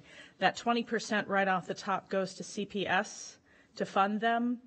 And they had kindly stated that we may want to take that up as a resolution to bring to them so that they can pursue forward of taking that away so that they have to apply for the grant just like everyone else. So there's a few of those. There's that. There's the Title I. And then if we'd like to reaffirm our stance on charters and local control, depending on what happens here. If this passes, we don't necessarily have to do anything. But if this doesn't pass, this House Bill 397, we may want to reiterate our stance on charter control. So you will then put together a report, and if you have any recommendations for what you want us to take action on, you'll let us know. I'll do that. After this week is finished, I will. Okay. Any other questions or comments? Okay, moving on. Discussion items. 11.1, Board of Education meeting dates for 2016-17, and a discussion about adjusting the start time that apparently came up again during my absence And now that we have all board members here, as I believe that it was Mrs. Burley that you raised a concern, so if you want to reiterate what your concern is, and then we can have a discussion. Yes, thank you. It is really difficult to get here ready to go at 6 o'clock, which we do. Some of us eat while we meet, but we never, I think we rarely ever finish by 6:30, and we're always rushing to get through it. And I know that there was a reason that we changed that. We don't want to keep our staff along any longer than we have to, but I really just don't feel like a half an hour is giving us enough time to get in, to get acclimated, to get our meeting together, and to get out to meet the kids and then get out here. So are you proposing to start later or have longer closed session before we start open? I propose that what we're doing is fine. I just think we need an hour. I think if we can start open session at 7, and that would also give families time to eat their dinner and get through here with their kids. That may be helpful to them as well. But to us, I think we need an hour in the beginning unless we're going to change close to the end again. Any comments or discussion? Mr. Hyde, board members? Ms. Garcia. I'll go ahead and start it off. I don't want to start at 7. Thank you. No, Wait, you don't want to start open at 7 or closed at 7? If you want to, yeah, I don't.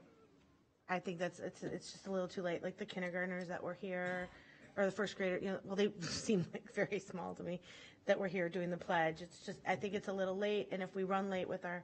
I understand, and today I was late because of traffic and everything. I get that. My feeling was that we've rushed through what everybody knows is my favorite part is the meet and greet with the kids. So if there was a way to change that part of it. Would there be a way of still starting our closed at 6, keeping it to but not having everything anticipated to be done? We need to allow enough time for meet and greet. So really, our closed session would be like from 6 to 6:15. And then at 6:15, we do our meet and greet, and we open up our open session at 6:30. Well, like what happened tonight, I thought worked out pretty well. We like.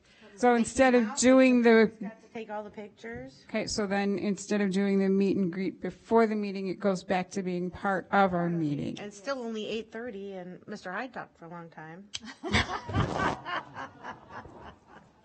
All good stuff. It was all good stuff. All good stuff. We love to hear that. I was just using that as an example that was a longer superintendent's report, and it's only 8:30. So you're still in favor of starting earlier time, but I'm hearing Mrs. Burley saying it's less about the time as far, but also about making sure we have enough time for everything we want to do. Mr. Fiorentino, you look like you want to say something. Well, I like the timing that you suggested, and that is, most of the closed sessions we have, most of the agendas seem to take about 45 minutes or so. That would allow 15 minutes to meet with students and get to talk to them and possibly take pictures, which is what we intended to do when we made these changes. And we clearly have not done that most of the time. Mm-hmm. So that's been our loss. Our loss has been to not spend a few minutes with our young students. I'm always challenged to get here by 6 as well, but it becomes part of your scheduling, and we've made it work.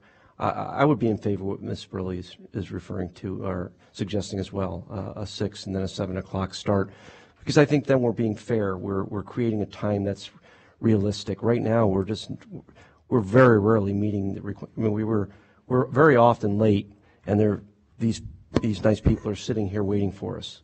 I think part of what we've run into is when we set the schedule, we didn't set it with the anticipation that our closed session was going to be taken up with the meet and greet. Correct. Right. Exactly. That it was set up that we would have closed session from 6 to 6:30. Right. And then we rushed through it. And what's happening is we're rushing through close so that we can actually try and be done before 6:30 so that we can do the meet and greet and then we start our meetings late so that we have the time to meet with the students, and we're running late there. Mrs. Kopacz. personally, I liked it tonight where the students come up. I feel like I get a better connection when I see them here and their parents there instead of them being separate from their parents. I think that's a good relationship building. I think when we walk into that room, those little ones have no idea who these big people are coming in.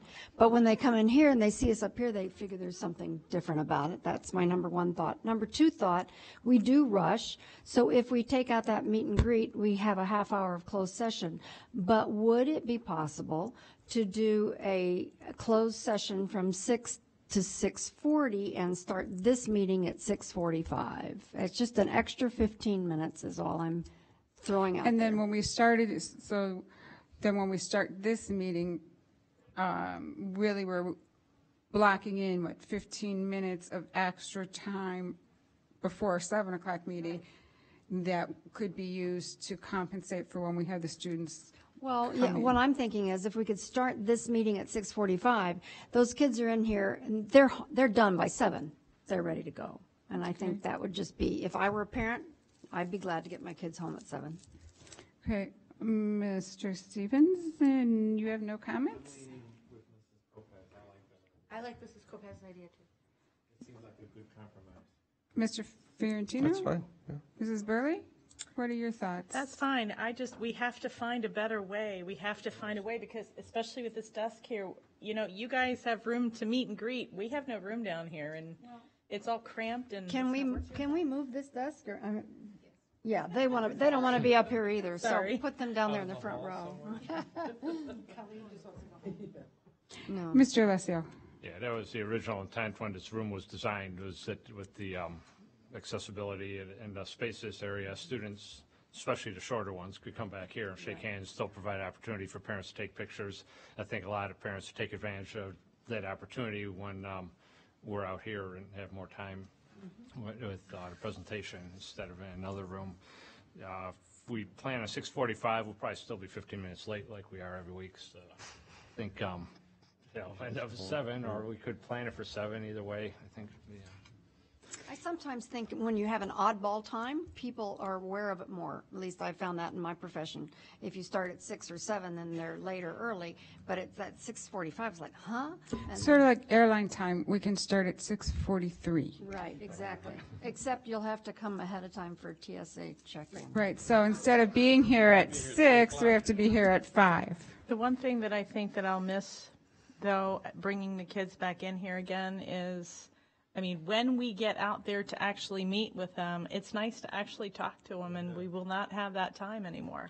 Well, one of the things that we could do is we could move our closed session to after open session. We could start with a brief closed session from 6 to 6:15, just for us to get here, and then review what our closed session will be for later and sort of set the expectations, do our meet and greet from 6:15 to 6:30 and still start at 6:30 and still have the kids come in as well, sort of do both. But then we have to have a closed session later. And when we have a closed session later, we tend to be long-winded and it goes later.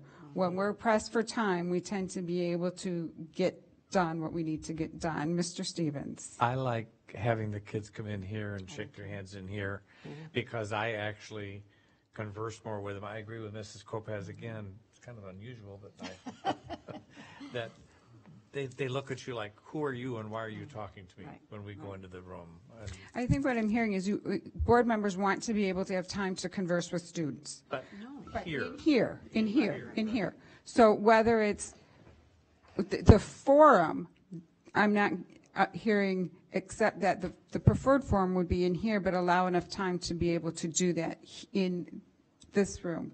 Wait, Ms. Garcia was next. I know that on the, when we had the athletic, all the high schools, the athletes out there, the music, when the music kids came, there were so many kids out in the hallway. They were so interested in talking to themselves.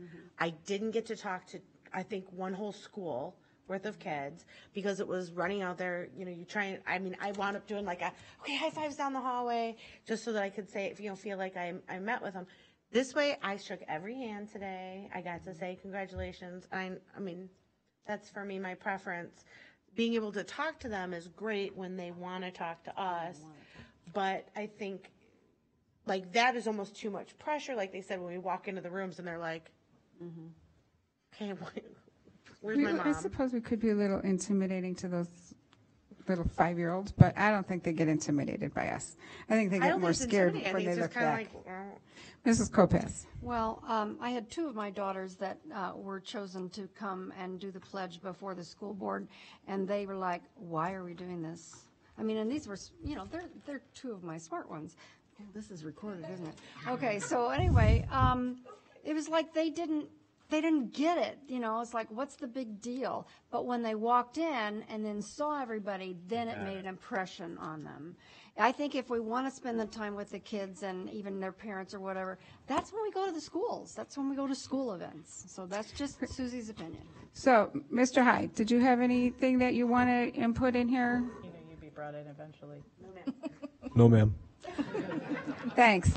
All right, so. Can I make one other small suggestion? Sure. Okay. And I'm fine with what we, you know, we decide to have them come back here. Can we once in a while have them come this way? Because a lot of times by the time they get down to this end, they're kind of talked out and ready to leave. So I'd like to talk to them too so that we can. Sure. He's buzzing. Just, I mean. Just butt in line over here, because I'm thinking they come up here and then they go out there. All I want to say is congratulations. Okay, I'm really not going to Yeah. get into who gets to greet them first and who gets to greet them last. But it does sound like there is more of a consensus to have the, for lack of a better phrasing, the meet and greet, to go back to having them come at the board meeting and board members to shake their hands. We'll figure out logistics if it's in front or behind. Make sure that we give photo opportunities for parents. Start closed session still at 6. End closed session at what time? 6:30 and 6:40, and start open session at 6:45. That's my suggestion. Does that work? I think people are going to be confused. That's just mine. Well, the confusion I is don't know instead many of 6:30, it's going to. 6:45. They're usually 6:30 or 7. They'll figure it out after one meeting. Yeah, that's what Well, we get so much participation. Yeah. Pardon my patience. The room was filled today. Yes, until after The kids left, yeah. That's what they want to know when it starts. So, Well, and the principals or whoever at schools are from say have the kids there at 6:30, and then we come in here and start. I think. well, here's what my suggestion will be, because we have been working hard to get it at 6 and at 6:30, and we've been running late. And part of that is because we have trying to squeeze the meet and greet. Before we pick a different time, let's see how things go. Leaving our times the same at 6 and 6:30, but moving the meet and greet to the open session so that we don't have to rush through our half hour in closed session and then try and start at 6:30, and then we can kind of see really, should it be, is 6:45 going to give us enough time, or do we need to move it to 7? I don't know that we need to move it all the way up to 7, because I don't think we need a whole hour at every meeting for closed session. And if you'll recall, part of the reason why we shifted it this way to earlier was so that we could start earlier and not have long meetings. But if the concern is we're not starting on time, and the reason is because we're doing the meet and greet with the students beforehand, which eats into our closed session time, then let's take that out of our closed session time. Ms. Garcia, sorry. I would just like to apologize to everyone who had to sit through this conversation about 5 minutes or 30 minutes, and it's all because of OMA, because we couldn't just talk about this, right? But Right. Yeah, so, sorry. So it's really the only time we get to talk. Mr. Hyde. So for the record, that conversation was as long as my superintendent's It was report. not. It was not. But I would add, for consideration by the board, if there is a decision to move it back, the only thing is, and you never know when an issue is going to be contentious. You never know when you're going to have large turnout. It is within your purview to establish a stop time for board meetings, and that might be something that Ms. O'Keefe and I can provide the board with some information on. There are a lot of districts based on the fact that in the past there are these times where, and the board can always waive that in the future, but there are times in school boards that will run past midnight, and there's a well-known saying that says no good decisions happen after 11 p.m. For this board, no good decisions happen after 9 o'clock. Yes, ma'am. So just, you know. So it might be a consideration for the board with pushing the meeting back to a later start time, knowing that it does take us on average an hour and 45 minutes to 2.5 hours for board meeting, just for consideration. And again, we can pursue that and let you know what others are doing. And if the board pursues it, fine. If the board decides no, we're going to keep the current structure, then that's fine as well. I just wanted to put that out there for you. Well, part of my concern starting the meeting later and having it go later, there's a couple of concerns. That gives us possibly more time than what we need in a closed session, which keeps staff, parents, students here later if we're not starting till 7. You know, we can't speak for every time we would say a parent wants to have it earlier so they could get their kids home. You're going to have a parent that's going to say, we want to come after dinner. So you're not going to please both sides. So we have to think about what's going to be most efficient for us, for our board. Personally, I think that as the board, we should have the burden be more on us. If we're not done with our closed session, then we have a second closed session. We let staff, parents, students, they can all go. And if somebody's going to be late, it's going to be us. And that might be an incentive for us to get done with a closed session. So I go back to suggesting that we keep 6 and 6:30. We move our meet and greet back to the beginning of the meetings at 6:30 and try and be efficient with our half-hour time there. And if we need to have a second closed session, we have one. Yes, let's do it. That's my, so was that a so moved? So moved. Second. It's not a voting item. We're not voting. We're just looking for consensus. We're looking for consensus here. So, well, we don't need to because we're not changing our Make it times. a president's directive. Just do it. We're not changing times. All right, so moving on. Thank you. Okay, consent items.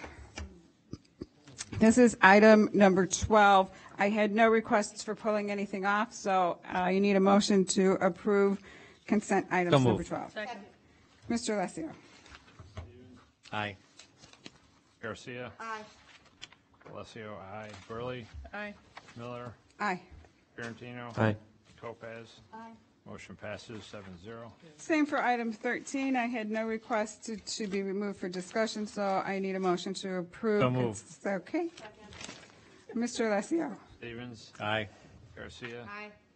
Miller. Aye. Topaz. Aye. Burley. Aye. Fiorentino. Aye. Alessio, aye. Motion passes 7-0. Item 14.1, this is the Board of Education meeting dates for 2016-17. This was not about the meeting times. This was the meeting dates. I need a motion to approve. Second. Any discussion? Mr. Alessio, please call the roll. Garcia. Aye. Stevens. Aye. Alessio, aye. Fiorentino. Aye. Miller. Aye. Topaz. Aye. Burley. Aye. Motion passes 7-0. Okay, under 15.11, Board Finance Committee meeting is on Monday, June 6th. Is there any updates? Nope. Okay. 15.12, Board Construction and Facility Oversight Committee. The next meeting is Tuesday, June 7th. Any other updates? No. Okay, board discussion items. I'll start down. Mrs. Burley, anything? Mr. Fiorentino? No. Mrs. Lopez? Mr. Stevens? Yes, I do have a question of Mr. Hyde.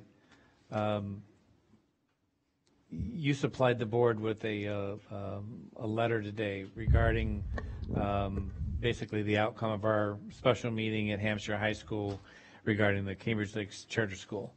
I would like to recommend, unless there is a strong objection, in the view of transparency, that we amend or attach that letter to our minutes or whatever, so it will be available to the public. And as far as what is in the content of that letter, that was a letter that was written as a follow-up to our meeting, Yes. listing the district's concerns going from us to the Charter School Council. It was a request of the charter school that we do that. We've done it, and the ball is now back in their court, and they have until July 1st to respond in a positive.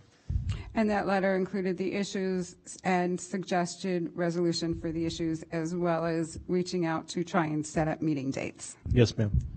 Okay. And it was really a summary of all the issues and things that we've raised over a month, correct? That's correct. So basically, our attorney, and this was the direction that the board provided as well at the meeting, was to provide right now the most final list of concerns that we have, again, with requirements for the corrective action, what we would accept as far as a response to those areas. It included everything that we identified, both previously existing and new concerns. We did limit it to that. We did provide the July 1st date. We reminded them that that is a hard stop, that there must be a submission at that time, or the board will not consider one after that. And based on the confirmation from Ms. O'Keefe, our general counsel, we will make sure that we attach that letter to the minutes from this meeting. I also want to make the comment that I've gotten probably more emails after our special meeting than I do normally from public, and it was that meeting was very well received, and the people that I'm hearing from are very grateful that we have laid it out there for the world to see and to evaluate, and they're pleased with the way you conducted the meeting. Thank you. So, and I'd like to, I'll wait until my turn. Anything else, Mr. Stevens? Thank you. Mrs. Garcia? Ms. Garcia, I will get that right yet. I am divorced. Yes, I will get that correct. Mr. Alessio. All right, so my comments are going forward on the agenda. We will see agenda item that's entitled Charter School Update. We've talked about that at the meeting regarding the charter school, and so there'll be a regular item where we can get updates from Mr. Hyde on the status of that. Those statuses then will be included in our minutes that will be listed then on our website. Along the lines of changes on the agenda, we noticed the board announcement and legislative update. Board announcement, if there's anything that board members, this is our chance to get out something that the board wants to say, not necessarily we went to graduations and we did this or we did that, but announcements that we can use for board getting out to the public. If there is something, board members should send it to me prior so that we can have it listed. If it's something that comes up at the last minute, let me or Mr. Hyde know. But then that way I won't have to go round and round to see, because it's supposed to be board as in one announcements out to the public. Same with legislative updates. If there's something, a bill or something that you want us to know, let us know beforehand so that we can include it on the agenda and we can get that information out. So we'll have the board announcements, legislative updates, and charter school updates. Then I had on our calendar, we have May 31st listed as a board workshop date. Is that a date that we still need to have, or can we take that off of our calendars? What day? Yeah, I don't want to have a meeting just to talk about start times. May 31st. We try to capture the extra Tuesdays in the month for just in case. So we had a placeholder. I'm not seeing that anyone has some pressing agenda items that we need to have. So I am going to, do we have to have a, I don't know if that, what we'll do is we'll work with administration then to make sure that there's a cancellation for the special meeting if it was ever listed. I remember from Linda, it's easier to cancel than it is to set up a meeting. Right, especially with us, it's easier. So we'll get that one done. Can I just mention, though, that I know that we did this last year and we've talked about it, but can we start looking at our calendars about getting a workshop for the summer? We have a date already set in June. Oh. June 21st. That email went around for everyone to respond to. I think you responded to it. Probably on my calendar. So I don't know that we want to set another work session date right now beyond June.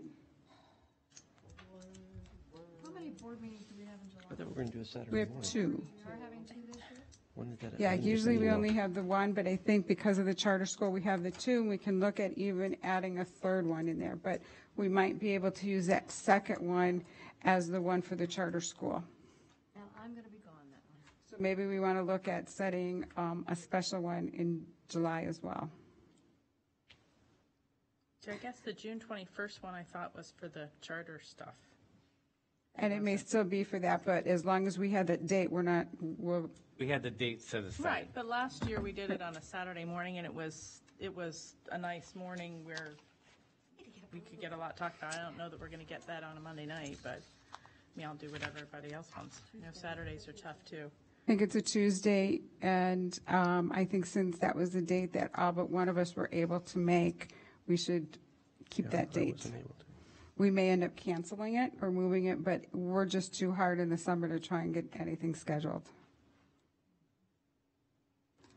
And so if we want to try and set one up in July, what we'll do is, you know, I can work with Mr. Hyde and Mrs. Keys, and we can set out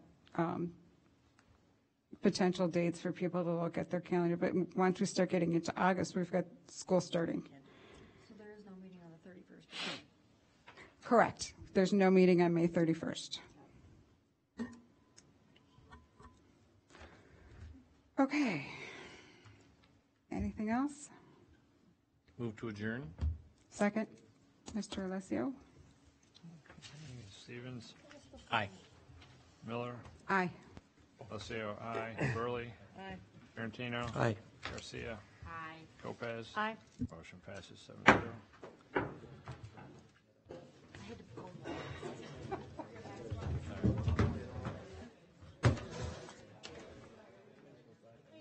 Ms. McCrindle, I wasn't aware you're in the back. Could you come up front? I want to introduce you to the board. Well, admin all sat in the back of the room like a bunch of wallflowers. Oh, I'm sorry, my bad. This is